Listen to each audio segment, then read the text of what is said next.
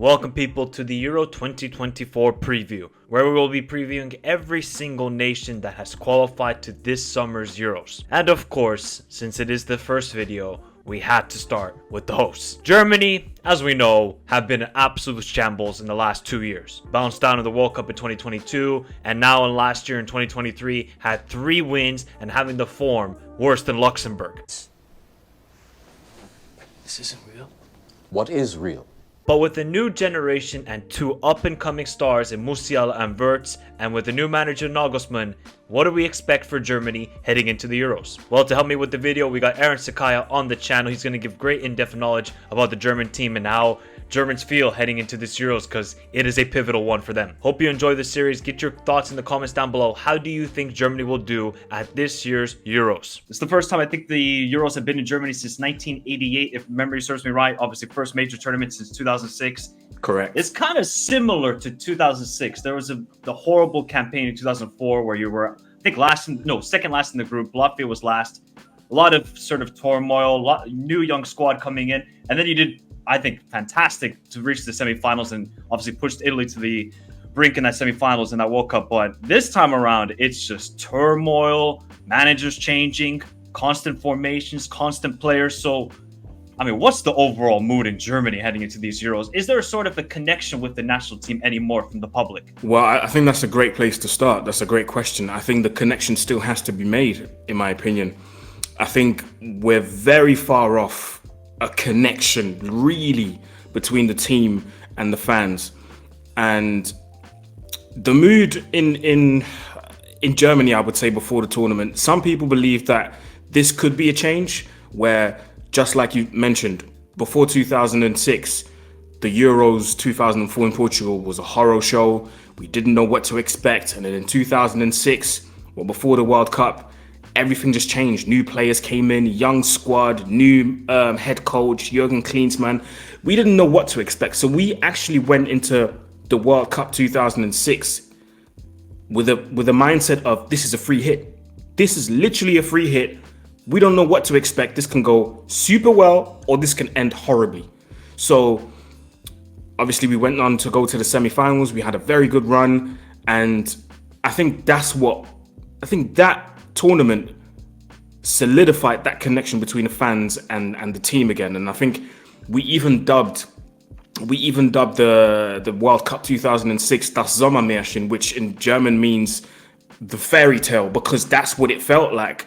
The World Cup was at home. Every game felt like a fairy tale because we just couldn't believe what was happening. So I think we're in a similar situation right now. Disastrous World Cup 2022. Disastrous 2018. The Euros 2020. Euros. So we have 3 tournaments in a row where we absolutely messed up. So I think right now it's a tiny bit different because right now we have to do well. We actually have no choice.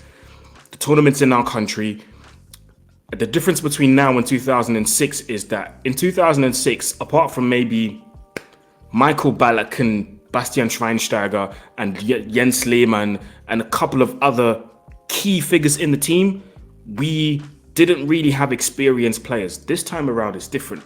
We have a bunch of players who have played in the Champions League before, have played Europa League before. Some of them have played in World Cups. So we don't know what to expect. It's going to be a mixture of people who have failed before and people who are going to come into the team completely new, clean slate. You know what? The best thing we can do right now is to hope that we at least get out of the group.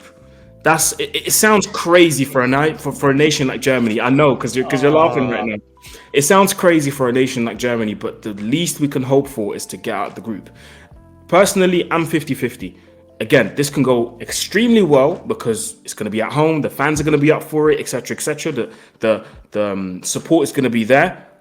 But this can go horribly wrong at the same time. I don't even know how to feel if I was German, because you tried Hansi Flick. You tried to sort of go with that club mentality international team, and that just didn't work out at all. And you see with the Amazon documentary, he's yelling at the players. Er hat gesagt, was nützt dir eine Kuh, die 10 Liter Milch am Tag gibt und am Abend mit dem Schwanz in Eimer umhaut? None of the players are really taking accountability for what's going on. Kimmich is even fighting with Hansi Flick. It just seemed like it was all a mess. Now we go to Julian Nagelsmann, who very young coach, very talented coach. No doubt about it. He's a very talented coach. I still think he got done dirty by Bayern Munich getting sacked, but I don't think he's ready for international football. There's a different mentality and a different preparation to club football, to international football. You can try all the different tactics and try different personnel and positions. It's about the mentality.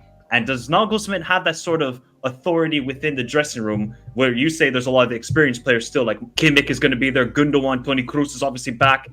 I don't know if he's going to get that authority. You know what? It's like keeping up with the Kardashians. It's now keeping up with the German national team. That's what's going to happen in this Euros, and I cannot wait for it. But what's a positive for you heading into this tournament? Is it the young stars like Musiala, Florian Wirtz? Because I'm just so excited by those two. Whenever I watch those two players, I'm like, I must get the ticket to watch those guys. Look at what Wirtz did yesterday against Karabakh. Beautiful goal. Then Musiala, look at the goal he scored against Freiburg. Like, you just see the individual talent that Germany does possess. Absolutely. I think the best we can do, and it sounds crazy, but is put our hopes on these youngsters because, like you said, they've been doing amazingly well. And I think at the World Cup as well, in Qatar, I think we got a glimpse of what Musiala can do. At times, I even felt sorry for the kid because he was doing everything. He was taking on 5, 6, 7 players all by himself. And the crazy thing is, he was getting past all of them. So I think if we can help these two, especially, I think we can have a great tournament. And listen, you have to give these game time. You can't take Musiala and Wirtz to the World Cup and put them on the bench. That would be ludicrous for me. Yeah. So the best thing you can do is find a formation where you can include both of them and let both of them do their magic. Because at least then, even if there is a failure, at least then we can look at the squad and say, you know what, apart from the experienced guys, at least we gave a chance to the youngsters. At least we gave a chance to some of the new guys that are going to come in. I'm talking about Undaf, who's most likely going to be called up. At least we gave a chance to these guys. And I'm also thinking about Andrich from Leverkusen. I'm thinking about Fürlich from Stuttgart. Give the new guys a chance. Personally, I think some of the old guys, some of the guys that have been there for a long time need to be on the bench. And as much as I love them, people like Gnabry, people like Sane, people like Müller, I'm sorry, but you guys have had your chance and you messed up.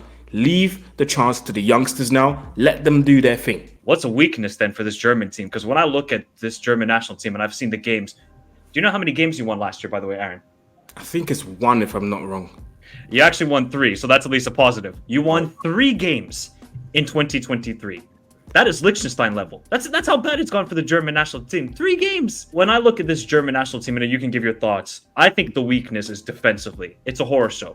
There's just too many gaps. The fullbacks are not good enough. So when you're going up against France or England, if you progress that far, I think you're going to get absolutely overrun with just the sort of physicality that these two teams provide against the German midfield. That it's going to have Toni Kroos and Gundogan. Like, they don't have the legs to compete with that. It has to be the defense, like you said.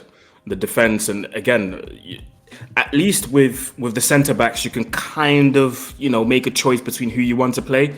When it comes to our fullbacks, we don't know who we play. We still, since Philipp Lahm retired, we still haven't produced a right back of quality. And Philipp Lahm retired in 2018 or something like that, or 2017. Yeah. So left back, same situation. I can't even remember the last time we had a prolific left back to even begin with. And obviously, yes, we have the likes of David Raum, and we have but again, we don't know for certain if these guys are going to be performing. Robin Gosens as well. We don't know if they're going to perform. So the defense is definitely a weak point. Some of the goals that we conceded throughout the whole calendar year and at the World Cup as well were comical goals. I'm not even going to lie to you. So Nagelsmann needs to really pin down a defense, whether it's a 3-man defense, 4-man, 5-man, I don't care. Make sure the defense is solid so that at least at the back, even if we do not score, at least we don't concede. Do you see what I mean? Because we can't be conceding goals left, right, and centre like we did throughout the calendar year and at the World Cup. Like I said, some of the goals we conceded were comical. I'm thinking about the first goals that come to mind were the goals against Costa Rica. Come on, man. That was embarrassing. And as a nation like Germany, you can't be conceding goals like that. What's your overall thoughts then with the group? You got Scotland, you got Hungary, and you got Switzerland. Are you worried? No, because I know that these teams will look at us and say, yes, Germany have been awful, but in the back of their mind, they're going to go, we still need to be careful, because I think they also know that we can have that unexpected click and everything just goes well. So I think as much as we respect them and they respect us, I think they know they still need to be careful. So I think the most difficult game I would say would probably be Hungary, because Hungary are so unpredictable and they can come up with a surprise and just, waltz you out of nowhere. And obviously they got the likes of Soboslai in there and other key figures in the team who can make the difference. So I think Hungary would be the most difficult game. What's one player that we should watch out for in this German national team that maybe other countries around Europe don't know about? I would say Führich from Stuttgart. I think he's had a really solid season so far.